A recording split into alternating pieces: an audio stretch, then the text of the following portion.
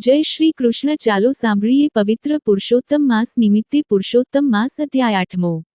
સૂત પુરાણી બોલ્યા, હે મુનિ શ્રેષ્ઠો, ભગવાન વિષ્ણુ અને ભગવાન શ્રીકૃષ્ણનો સંવાદ સાંભળીને અતિ હર્ષિત થયેલા નારદે ભગવાન નારાયણને પૂછ્યું, ભગવાન વિષ્ણુ પુરુષોત્તમ માસને વૈકુંઠમાં લઈને આવ્યા, તે પછી શું બન્યું તે કહો.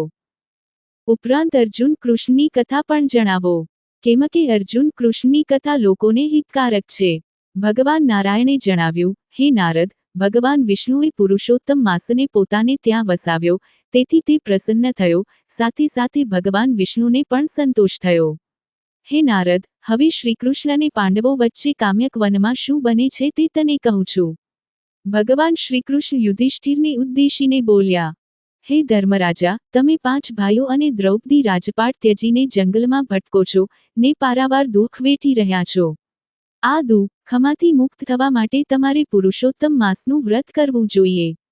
તમે તમારા શત્રુઓના ભયથી આ વ્રત ભૂલી ગયા હશો, તેમાં તમારો દોષ નથી. પોતાના ભાગ્યને આધારે માનવીને વેઠવું પડે છે. તમારા દુઃખનું બીજું પણ એક કારણ છે. દ્રૌપદી પૂર્વજન્મમાં મેઘાવી ઋષિની પુત્રી હતી. તેને ઘણા લાડકોડમાં ઉછેરવામાં આવી હતી. રૂપગુણમાં તે અજોડ હતી. બધી કલાઓમાં તે પારંગત હતી. એક સમયે પડોશમાં રહેતી પોતાની સખીને પોતાના બાળકને રમાડતી જોઈ એને પણ સંતાન સુખની ઈચ્છા જાગી. વિવાહયોગ્ય થઈ ચૂકી હતી, છતાં તેનો વિવાહ થયા નહોતા. તેને થયું કે જો માતા જીવતી હોત તો પોતાને ક્યારની પરણાવી દીધ હોત. પિતા આ બાબત પ્રત્યે કેમ ઉદાસીન છે તે મને સમજાતું નથી. એક બાજુ ઋષિકન્યા મેઘાવતી આવી ચિંતા કરી રહી હતી, ત્યારે બીજી બાજુ મેઘાવી ઋષિ પુત્રીના વિવાહ કરવાની ચિંતામાં જ હતા. યોગ્ય મૂર્તિઓ નજરે ન પડતા તેઓ વરની શોધમાં બહાર નીકળી પડ્યા. અનેક સ્થળે ઘૂમવાથી મેઘાવી ઋષિ માંદા પડી ગયા. મહામુસીબતે તે પોતાને આશ્રમે પાછા ફર્યા. તેમનાથી ઉઠી બેસી શકાતું નહોતું. તે બેભાન અવસ્થામાં પડી રહેતા હતા. દશા જોઈ મેઘાવતી મૂંઝાઈ ગઈ. મેઘાવી ઋષિ ભાનમાં આવતા તેમણે પ્રભુને પ્રાર્થના કરી કે, હે દીનાનાથ, હે રાધારમણ, હે રાસેશ્વર, હે રાધાપતિ, હે ગોવિંદ, સંસાર સમુદ્રમાં ડૂબી રહેલ મારું આપ રક્ષણ કરો. આપની કૃષ્ણ વગર મારું દુઃખ દૂર થઈ શકે તેમ નથી. આપ મારા નિરાધારના આધાર છો. આપને હું નમસ્કાર કરું છું. પિતાની મેઘાવી ઋષિની આવી સ્તુતિ સાંભળી વિષ્ણુલોકમાંથી ભગવાનના દૂતો તેમની પાસે આવ્યા અને તેમનો આત્મા પ્રભુનો ચરણકમળમાં પહોંચાડ્યો.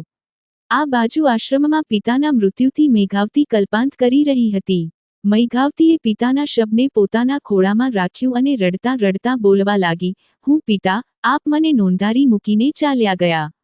મારે માતા, બહેન, ભાઈ બીજું કોઈ સગું નથી. મને કોને આશ્રયે છોડીને ચાલ્યા રીતે રહી અને કેવી રીતે જીવી શકીશ? મારી સારસંભાળ કોણ લેશે? આ જગલમાં હું એકલી કેવી? મેઘાવતીનું આવું આક્રંદ સાંભળી આજુબાજુમાં રહેલા ઋષિમુનિઓ દોડી આવ્યા. તેમણે મેઘાવતીને આશ્વાસન આપ્યું અને મૃત્યુ પામેલ મેઘાવીના દેહને અગ્નિદાહ કર્યો. આ પછી મેઘાવતીએ પિતાની પાછળ યોગ્ય શ્રાદ્ધ, તર્પણ, દાન વગેરે કર્યું. તે આશ્રમમાં એકલી રહી, જેમ ગાય વિનાનું વાછરડું તરફડે તેમ. આશ્રયવિહોણી તે તરફડવા લાગી. સમય વીતતા તેનું દુઃખ ધીમે ધીમે વિસારે પડવા લાગ્યું.